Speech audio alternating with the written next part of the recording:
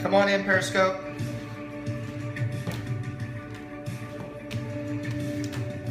How are y'all? Happy Tuesday. It's an awesome Tuesday morning here in Texas. Hope you guys are good. Get in here. Let's talk about blood sugar. Because you guys have got problems. You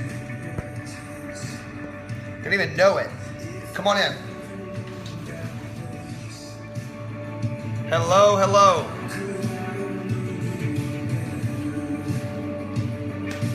K. Davis, Mississippi. Tell me where you guys are from as you come in. Man, I love this. I haven't done Periscope in a few days. Getting back into the swing is good. Hey, Faye, you do need help? All right. Melissa is in from Iowa. From Anaconda. Wow, that's weird. Anaconda, that's a town? It's crazy. Cookie Dough, South Carolina. Sweet Tea, Southern Hubby. That'll do it. Tyler, Texas. Michigan. Tulsa. All right. Great Things by Elevation Worship. Fantastic song. The words of the song are incredible. Owasso, Oklahoma. Florida. All right. Let's get started. If you're looking for other videos, go to the website. Go to family-wellness.com. Family-wellness.com. I know, Paul, I miss you. Here's the YouTube channel and stuff. I'll load up the newest videos tonight. I didn't get it done last night. Poplar Bluff. I got family up there.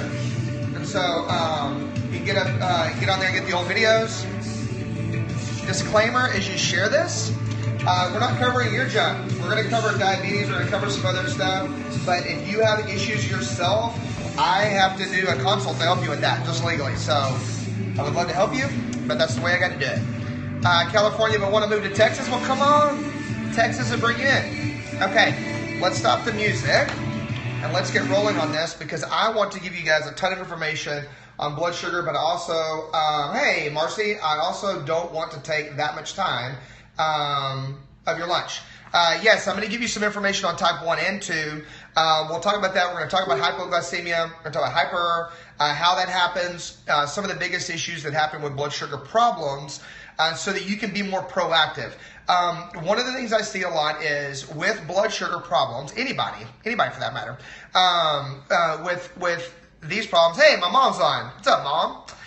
With blood sugar issues, the thing I see all the time is that people are reactive and they're reacting to the issue all the time instead of being proactive and keeping things where they need to be. Because once your blood sugar goes in the gutter, once your blood sugar is off balance, whether it's high or low, once you start having insulin issues, it's harder to keep it balanced, okay?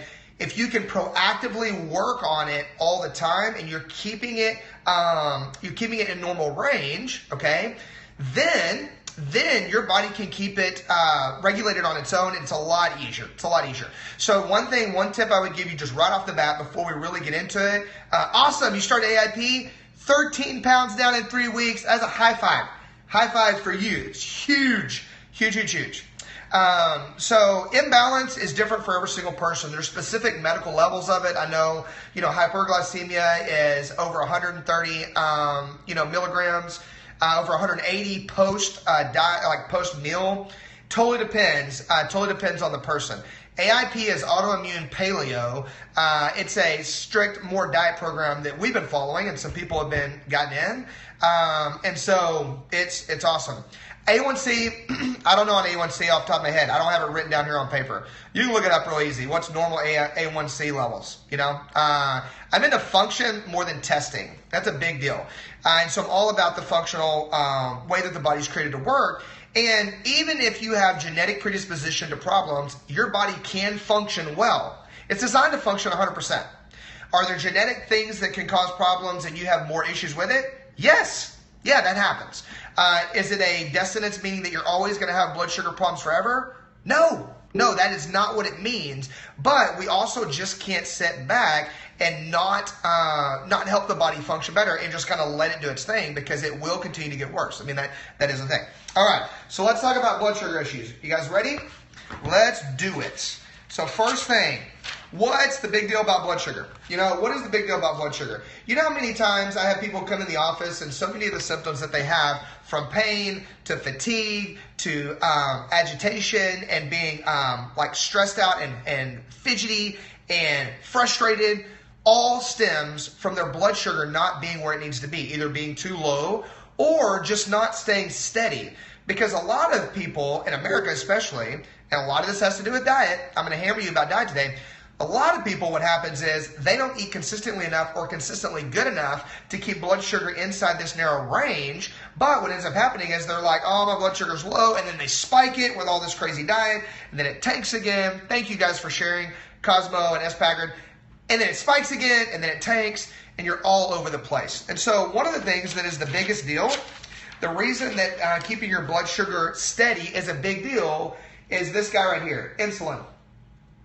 Insulin, all right? This is why you want to keep your blood sugar really steady. But interestingly enough, insulin is one of the main reasons why your blood sugar either does or does not stay in the range that you need it to and keep you level. So I'm going to explain why it works.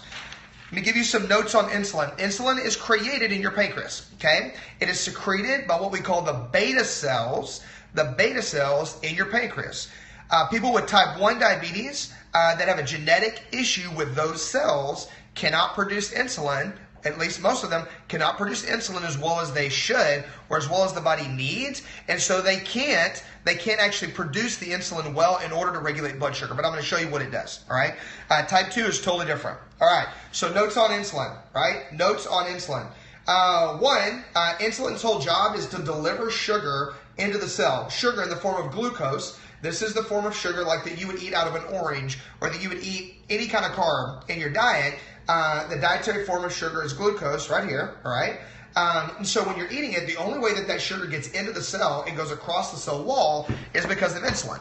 And the way that it works, insulin is like, I always describe it like it's like the bouncer to the doorway of your cell. So picture your cell like a nightclub. People are in there partying, they're having a good time, they're dancing. And so then when you have sugar that wants to get in, because your body uses sugar for fuel, it has to have sugar in order to fuel all the different cells, fuel the processes in the body, okay? So what happens is the sugar comes up to the door, knocks on the door, and the guy that opens the door to figure out whether or not to let it in is insulin. So insulin is the regulator. It's a hormone. It's a cell party, Dustin. And so in order to get the fuel in there, insulin has to be working well enough. You have to have a signaling system across the cell wall that is sensitive enough. And then insulin comes out there and it's like, looks at the list on who's supposed to get in, looks at the sugar, looks at the list, looks at the sugar, looks at the list. And then it either goes, okay, you can come in because it knows you need the sugar, or, right, it's the bouncer, or it knows that you have too much. It's like, hey man, fire code's already met. We got too much sugar in here. We don't need anything else. And so it will not let the sugar in. Well, in a situation where the insulin is not working correctly, like in the instance of type 1 diabetes, we'll talk about it, but regardless, no matter what condition it is, if there's issues with the insulin, you cannot drive the sugar into the cell correctly. You just can't do it because that's what gets it in. Now, watch this. This used to be what they called it a long time ago. I think they've renamed it as the type 2 diabetes. It's pretty much what they've done. Is a long time, for years and years, and for years and years for you, if you've had blood sugar problems and that insulin hasn't been perfect, even if you don't have type 1 diabetes, what the body starts to do is it gets sick of all these guys trying to get it into the cell party and not knowing what to do. So you know what it does? It just deadbolts the door. It just literally like puts a wall up around the outside of the door and boards the door so that nothing can get in. It's called a calcium shell. It creates a calcium shell around the cell wall so that even if the insulin does get in there and you do surge insulin into your blood, it goes bing, bing, bing, and it just bounces off the outside of the cell. And then you can't get the sugar in there well because the body's already protecting itself. It's already been annoyed because it's had too many people ringing the doorbell of the cell party and they weren't supposed to be there. And they're all in there like ringing doorbells and running off like a bunch of little jerk kids. So it's like, you know what? Forget it. I'm just going to wall off the cell, and it creates a calcium shell. Okay? That's called insulin resistance, right? Insulin resistance. That means that the insulin can't even get across the cell wall very well. Then what ends up happening is you do not take the glucose in, and so you pretty much are in a state of hypoglycemia, which is low blood sugar all the time. And so where was I 20 years ago, Jania? 20 years ago. Where was I 20 years ago? How old am I now? I was in high school 20 years ago. That's where I was. I had to think about it. I don't even know. Okay, so that's number one. So insulin's responsible for getting the sugar into the cell. Huge job. Can't even say enough how big a job this is. Number two, it is so important that it is its own hormone. It literally is labeled as a hormone in the body, okay? It is labeled as a hormone in the body, okay? Now, the third thing that is really important is that it is categorized as a catabolic hormone. Catabolic hormone. Now, why is that important? So there's two different types of hormones in the body. There's anabolic, hormones that build things, like build muscles, build stuff, like increase cell growth, that kind of thing. The second category of hormones is a catabolic hormone. Catabolic hormones tear things down. Now, with insulin, if you have way too much insulin in your system and the insulin is just floating around in there because your body, your pancreas isn't working right, maybe you're too stressed out, I'm going to explain how that works, and your system is out of balance, insulin that is in your body for too long will eat things and tear down muscle tissue or tear down cell tissue because as a hormone, it is a catabolic hormone. It's a wrecking ball. It will damage tissue. It's not designed to float around in there. It's not designed to hang out in there very long. It's only designed to be in there for short spurts of time in order to help you get the glucose across the cell wall. Y'all see how that works? Do you understand that? Tracy went from gestational diabetes, injections 5 times a day, to now hypoglycemic. Yeah, that happens a lot. And I'm going to explain. You know what? I didn't even put gestational diabetes in here, but I'll explain how that works as I go into this right now. That's a really good thing to bring up. Okay, so there's 3 different main things, okay, 3 different main things that will create. Now, granted, we're going to say type 1 diabetes is out of these 3 things because type 1 diabetes, which we'll talk about first, you know what? Let's talk about it first right now. And then I'm going to come back to the main 3 things that will affect your blood sugar. But let's talk about type 1 diabetes for a second because everyone wants to know about it. Type 1 diabetes has genetic basis to it, right? Because type 1 diabetes, yes, that's right, Tater Tots 1, 2, 3. Diabetics can have heart and organ issues. That's exactly right because the insulin will create damage, and it damages cells, damages nerve tissue, damages vessels. That's why there's a lot of neuropathies into the extremities and things like that. That's exactly right. See, now you're putting 2 and 2 together. Love it. All right, so there's a genetic basis for type 1 diabetes. Type 1 diabetes is genetic damage to the pancreas or genetic tendency for the pancreas to do that. Like I said, it's where the beta cells in the pancreas are not producing the insulin well that they should or at all. This is also known as insulin-dependent diabetes. Insulin-dependent diabetes, okay? Man, Kristen, I am sorry. That is so rough as little kids. I totally have worked with kids with it, but it's hard. So they can't produce enough on their own, and so then they have a problem with blood sugar overall, right? So type 1 diabetic patients, and here's one thing I want you guys to stop saying. I'm really big on this everywhere I travel. I want you to stop saying, I'm a diabetic, or I'm a type 1 diabetic, or I'm an arthritic. I don't want you to say that. I want you to say, I have type 1 diabetes, or I'm struggling with type 2 diabetes. You see what I'm saying? That is totally different. Because I am a diabetic means that now you're making it your identity. Now you're making it, oh, look at Dr. Coe. He's awesome. See, when guys argue physiology, if you want to argue physiology, like, let's argue physiology instead of being a jerk. Okay, so if you say, hey, I am a diabetic, you see what I'm saying? I am a diabetic. Now you're wearing it as your identity, and that is a way harder thing to change. That is a problem where your body is not going to heal the way you want it to, and you making changes is really difficult. So I want you to say, I'm struggling with type 1 diabetes, or I have an issue with type 2, or I have an issue with blood sugar. Because then it's something that you're dealing with. It's not who you are. Does that make sense? And that's across the board on any health things. I want you guys, your disease does not define you. That is exactly right. Your disease does not define you. That's not it. It's what you're struggling with. It's what you may have a weakness in. It's what your body is fighting. But it is not who you are. And that's very huge. And I want you to pay attention to that. Okay. So get off my soapbox on that one. So there's 3 main stressors. There's 3 main things that we deal with every day that will cause problems with our blood sugar. There's 3 real main things, okay? Number 1 is stress, chronic stress, because of cortisol, and I'm going to explain that in just a second. So number 1 is stress. Number 2 is diet. So we're going to talk about diet because obviously that's super important, but what you do with your diet is vital to helping you balance your blood sugar out and helping feed the body the way it needs. And number 3 is movement or lack of. Movement, exercise, or lack of has a huge effect on insulin and on blood sugar in the body because of your need for movement. Because movement is a nutrient just like air and water. Like air and movement are both vitally important. You're not getting enough movement, then your body's going to respond. Now, let's talk about stress levels. I know, right, Marcy? Like stress is a big deal, but it's labeling it and figuring out which ones you can handle and which ones that you can affect.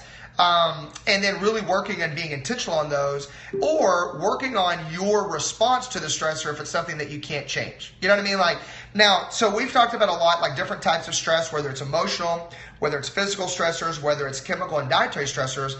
But with this, I'm talking about like you getting in a stressful situation, your body secretes a hormone called cortisol. Okay, your body through your adrenal glands will secrete cortisol. Now, cortisol's job, watch this, cortisol's job is to release simple sugar in your body, to break off simple sugar and to give you sugar, dump sugar into your system so that you have fuel, you have something that your body can work off of in order to run away or to fight off whatever it is, right? In order to fight or flight. So when the cortisol gets really high, then you're dumping a bunch of blood sugar in so that you can use it. Now, what if you're not really doing anything and you're literally just like living life and you're really stressed out and your body is creating those things? PTSD totally affects blood sugar. I mean, think about this, because PTSD, you're majorly stressed out and your body is totally on edge because of whatever it was, being in war, being a soldier, sexual abuse, whatever the thing was that created the PTSD, major effect on sugar because it affects the adrenal glands so much. So if the cortisol is firing all the time, even if you're not moving, because if your cortisol is firing, but it's because you're working out and you're firing cortisol, well, you're using the blood sugar as it's being produced. Do you see what I'm saying?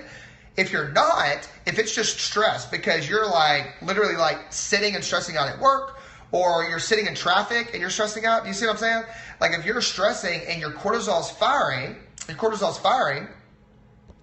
and you're not moving to burn it up, then you will create too much blood sugar in your body and the insulin will start to get out of balance because now your body has to make up the difference. Now your body has to balance it and make up for all this excess sugar in your body. You see what I'm saying? PTSD and anxiety both fire the same pathway. PTSD is just way more intense. You see what I'm saying? But post-traumatic stress and anxiety, those both create a need for more cortisol. They both create a need for more sugar and it'll throw it off. Okay, it'll totally throw it off, all right? Okay, the second thing on here is diet, all right? So now, let's talk about diet on there. On diet, here's the problem. And we're going to talk about type 2 diabetes. Diet, we need a balanced diet. Like the standard American diet is just that, SAD, S-A-D, standard American diet. Is completely sad because the average American eats, watch this, look this up, don't even believe me. The average American diet contains, like the average American consumes 150 pounds of blood sugar a year. 150 pounds of blood sugar a year. That means that a lot of people are consuming 300 to 400 pounds of sugar a year. 300 pounds of sugar. That's a lot. So the average American consumes 150 pounds of sugar a year. Now, when we have sugar and we're eating things like that the body can't process, if it's 300 pounds, that's almost a pound of sugar a day. Almost. You know what I'm saying? Like if you're talking about 365 days, you take out 52, like 2 days a week. Let's say they're doing good. That's 100, so 200. So you're talking about almost a pound a day, like period. Like sugar, period. We want to keep sugar the lower amount of the nutrient in our diet because eating extra sugar other than what's in our food, what's in like our fruits or in our vegetables and stuff, is more than the body was really designed to process. So we just have to pay attention to it, and we're just not intentional about it. So that's one thing. The lack of protein is another, or the lack of good quality protein. That's right, processed foods. It is in everything. The processed foods is one of the biggest issues that's affected healthcare and our function in America, period. Like that's a total thing. And so the more processed foods, the more sugar that a person's eating, the more their pancreas is going to have problems and the harder a time they're going to have in processing their sugar, and they can end up having issues with blood sugar later on. Okay, part of the thing. Now, like I said, if you're moving, the more you move. This is why. Do simple sugars break down faster than complex? Yes, Tracy, they break down quicker, but they don't keep your blood sugar stable. So when you like go through and you eat like chips, then your body goes poof and it burns it really fast. So you spike blood sugar really quick, and then it tanks because there's no consistency to it, which is why complex carbohydrates are so important to keep inside your diet, because they don't spike your blood sugar so hard. You get more of a rise to it, but it keeps your blood sugar in the middle. Then when you add in more protein, now you're talking about more blood sugar balancing and keeping things really steady. So balance is very key in order to make sure that you are processing things correctly. Does fat slow the absorption of sugar? If you're eating fat at the same time as sugar, Trim Healthy Mama, that group has talked about and shown how you'll absorb more and you'll actually increase your fat stores because you absorb too much of the sugar if you combine them, right? But so they always recommend separating your fats and your sugars, fats and carbs in your diet, because that way you can process them better, okay? PTSD sent my hormones through the roof, gained 40 pounds and got you in here. Exactly, because it will drive your estrogen up. As cortisol and blood sugar go up, your estrogen will naturally go up with it, and that could create problems with that. Sometimes fat can lower blood sugar. That's true because you're processing it. That's right, because it uses more energy, all right? So that's a big deal too, okay? All right, so we talked about type 1 diabetes. Let's talk about type 2 diabetes and gestational diabetes, because they're almost the exact same thing. It's just that type 2 is with quote-unquote normal people. Gestational is with someone who's pregnant, all right? So type 2 diabetes, let me hold it back up, is 100% environmental, okay? 100% environmental, involving diet and exercise. And you can throw stress in there as well. Okay, now, 74 pounds in 10 months. AJ Woods, that is fantastic. I am like crazy proud of you on that. That is awesome. Y'all give her a round of applause. Everybody give her a round of applause on that, because that's incredible. Good gosh. All right, so type 2 diabetes, environmental. Now, let me say this. With someone who develops type 2 diabetes, do they or did they have a tendency to having blood sugar issues before their body created type 2 diabetes? Yeah, probably. You see what I'm saying? Like, was the weak point in their body blood sugar? Yes. Round of applause for AJ Woods. Was the blood sugar the weak point in their body? Yes, probably. Do you see what I'm saying? But it doesn't mean they had a genetic problem. If they had not eaten bad enough, if you had not had too much sugar combined with stress, your body would have never created type 2 diabetes. And so type 2 diabetes is 100% reversible, and they talk about that even medically all the time. Is it easy? No. No. Is it simple? Yes. Less sugar, more protein, more exercise, more things to support blood sugar. Yes, it's that simple, but it's just not easy to be able to do. Now, gestational diabetes, okay? Rachel, gestational diabetes during pregnancy is 100% your protein levels. I promise you. We work with pregnant moms all the time. It's our specialty.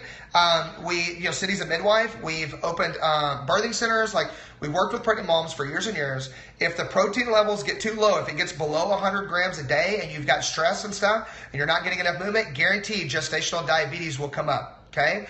Proteins meaning like lean meats, like chicken, turkey, fish, protein powders. If you're going to add in something, you can add in powders. Some companies have really good powders, right? Hardest part is keeping down stress. That's right. That's one of the variables that's really hard.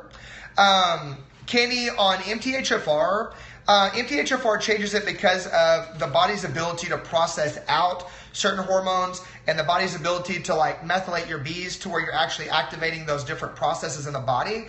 So sometimes it makes blood sugar balancing harder because it takes longer, right? It takes longer, right? Does that make sense? And so that's one of the things, okay? So MTHFR has a problem. It makes it to where it's harder for you to go through the processing of it. And so sometimes it's harder for you to even process the food you're eating. Huge.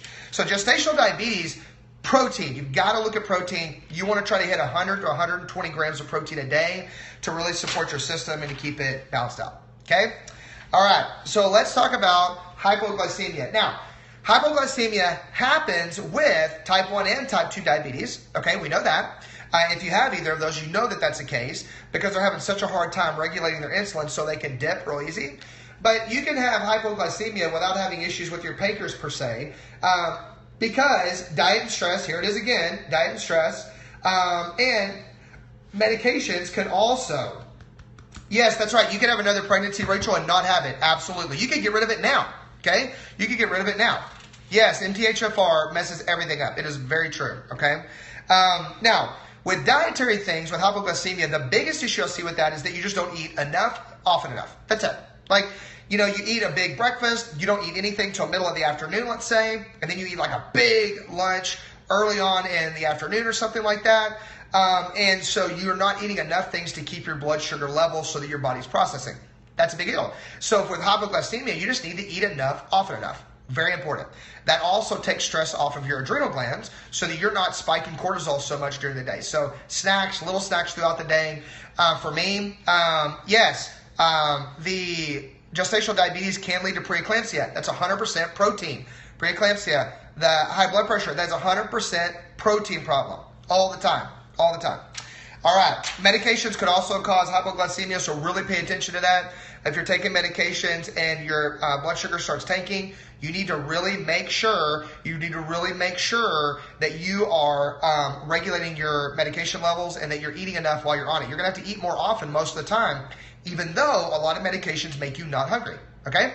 All right, let's talk about hyperglycemia, which is less often. It's more often with people that are trying to treat their hypoglycemia.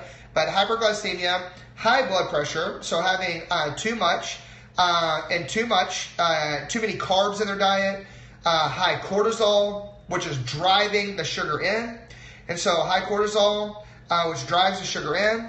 Adrenal fatigue, do I believe in adrenal fatigue? Well, yeah, it's a thing. You don't have to believe in it. It's a problem, right? It's like, do I believe in the adrenal glands? Well, it doesn't matter if I do or not. They are there. They're organs. And so, yeah, you've got adrenal fatigue issues where the cortisol doesn't work. But no, I do not prescribe hydrocortisone. I don't prescribe anything. But I recommend adrenal support with a bunch of different products just to help them function and help them rebuild. That's really important. If you do hydrocortisone, you're just going to like, yeah, that's a great question. But if you do hydrocortisone, what happens, Woofy, 021, you will drive the adrenal glands further into the ground because you're artificially firing that cortisol, which is going to make your blood sugar worse in this category. That makes sense? That's a great question on that one. All right, so high cortisol, again, medications, sickness can create high blood sugar because your body's surging sugar in to help you handle the stressors and to help you get through those days, okay? So look at that. Cortisol can help with high blood sugar, but on some products, you need to only do it for a little bit of time, all right? So just watch that. All right, can damage vessels and nerves. High blood sugar for a long period of time. This is why with diabetes, when there's insulin that's really high and the blood sugar gets really high blood sugar for long periods of time can damage nerves, can damage blood vessels, can damage soft tissue, can damage organs, can damage neurological tissue and brain tissue. So very, very, very important to make sure that you keep it regulated. It can make people like really dizzy, can make them nauseous, all kinds of stuff. Hypoglycemia normally makes them just exhausted or angry, like agitated, like the hangry thing you talked about. That's exactly like how we used to get, but it's not nearly as bad now that we've been doing autoimmune paleo and doing paleo program and, you know, taking fish oil consistently and doing our stuff. I haven't really had a problem with it, you know, overall, which has been a huge deal, huge, huge, huge. All right, lifestyle health. I'm gonna finish these up so that I don't take much more of your time. Two different things. Top 5 lifestyle changes you can make to help with blood sugar. You ready? Top 5 lifestyle changes. Okay? Number 1, increase protein. It takes longer to break down protein, so it's easier to keep your blood sugar balanced. Okay? Number 2, decrease sugar. If you decrease sugar and you're getting it mainly out of your diet, it's easier on your system to process it. It's less stress. Number 3, increase frequency of meals. Eat more often. Okay? Eat more often. If you're allergic to fish, pick a different protein. Okay? Pick a different protein. Decrease stress. Or if you're allergic to fish, you can do flaxseed oil if you're talking about the supplement. Okay? Decrease stress because you can make sure that your blood sugar is not spiking. Number 5, increase movement and exercise. Okay? Increase movement and exercise. All right? If you're increasing movement, your body will process it better and you'll pump it into the cells easier. Awesome. That's an awesome testimony. All right. Other factors. Top 5 things that you can do, like supporting and a couple of supplements to look at. Nothing specific on specific companies except for one, but I'm going to give you a couple things. All right. You ready? Is paleo good overall nutrition for children? Yes. Tracy, you just want to make sure they're getting good enough fats. Other factors. Number 1, support the adrenal glands. You can support the adrenal glands. They'll help to balance out your blood sugar a lot more. So it's not, again, all over the place and spiking and going down. Number 2, Diaplex. Diaplex is a supplement from Standard Process. You can get that from different chiropractors and guys in your town. Diaplex is a fantastic supporter for the pancreas. You want to look at that, especially if you've been diagnosed with gestational diabetes. You want to look at this one. I've had incredible results with this. Chromium. Chromium is a mineral, is a nutrient that is important for helping to regulate blood sugar. Okay, they call chromium the glucose tolerance factor, or they associate it with the glucose tolerance factor. It helps with regulating. Zinc is also another one that's a really good vitamin mineral. Yes, absolutely, AJ. Anybody with blood sugar issues. Number 4, Gymnema herb. This one, Gymnema means sugar destroyer. I like this one from MediHerb, M-E-D-I, MediHerb, but you look for Gymnema. This one helps to kill the sweet tooth, where you don't like crave sweets so bad, so that you can eat, but you're not like dying because you need like chocolate cake so bad, that kind of thing. That makes sense? Chromium, Marcy, you can get it from anybody, but like Designs for Health, I think, has a good chromium. Now brand, enzymatic therapy, those are both good. And last but not least, number 5 is fish oil. Fish oil helps with lots of stuff, but fish oil particularly is important for reversing insulin resistance, because it helps to get that calcium shell off of the cells that we talked about, so you can get the sugar into the cell. All right, I hope this helps you guys. I hope it answers a few things, and I hope a few light bulbs went off for you as we went over it. And I hope this gives you a few extra things to go look up. And like I always say, don't believe anything I say. Go look it up. Yes, Gymnema will help to lower blood sugar. Absolutely. It'll lower it. It helps with where you're not craving so much, and it also supports the pancreas. Is this helpful? Okay, good, AJ. I'm glad. Yay. Okay. I just want to make sure tomorrow we will talk about that, Megan, because I can't today because of things that are in my talk. So tomorrow we'll cover that. So don't worry about it.